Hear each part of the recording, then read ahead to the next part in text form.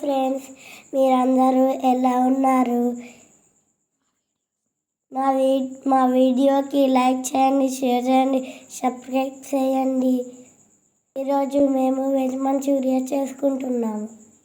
Veg Manchuria ఎలా తయారు చేయాలో చూడండి ఫ్రెండ్స్. వెజ్ మంచూరియా కోసం క్యారెట్ని తురమండి. క్యారెట్ని తురిమిన తర్వాత క్యాబేజీని కూడా తురమండి. క్యాబేజీలో వాటర్ కంటెంట్ ఎక్కువ ఉంటుంది కాబట్టి తురిమిన క్యాబేజీ మిశ్రమాన్ని ఒక క్లాత్లో వేసి గట్టిగా పిండండి. సో అందులో ఉన్న వాటర్ కంటెంట్ అన్నది పోతుంది.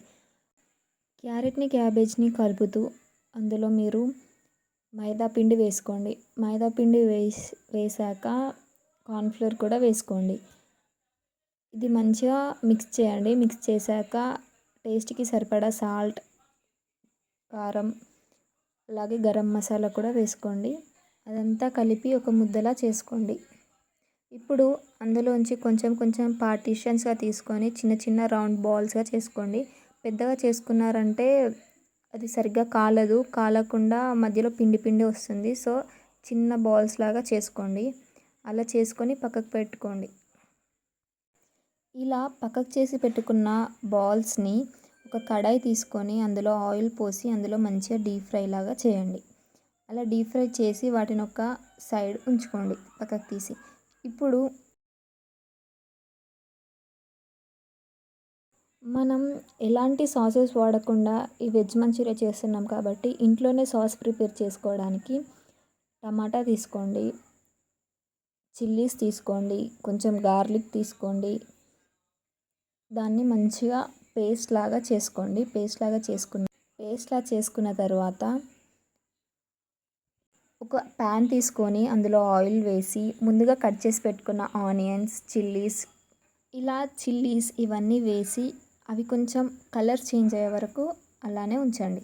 అలా ఉంచిన తర్వాత మనం ఆల్రెడీ చేసి పెట్టుకున్న టమాటో పేస్ట్ని ఈ ప్యాన్లో వేయండి. ఈ ప్యాన్లో వేసి దాన్ని కలుపుతూ ఉండండి. ఆ టమాటాకున్న పచ్చివాసన అంతా పోయేదాకా దాన్ని మంచిగా కలపండి. అది కొంచెం నీరు ఉంటుంది కాబట్టి అది కొంచెం చిక్కగా అయ్యేంత వరకు దాన్ని కలపండి. దాన్ని కలిపాక మనం ఆల్రెడీ వేయించి పెట్టుకున్న మంచూరియాస్ని ఈ ప్యాన్లో వేసుకోండి. ఇలా వేసుకున్న మంచూరియాస్ని నాన్ స్టాప్గా కలపండి. ఆ టమాటో ఫ్లేవర్ అన్నది ఈ మంచూరియాస్కి అంటాలి మొత్తం. సో మొత్తం ఆ ఫ్లేవర్ అంతా పట్టుకునే అంతవరకు మంచిగా కలపండి. సో మీకు గ్రేవీ ఎక్కువ ఉండాలి అనుకుంటే మీరు గ్రేవీ ఎక్కువ ఉన్నప్పుడే స్టవ్ ఆఫ్ చేసుకోవచ్చు.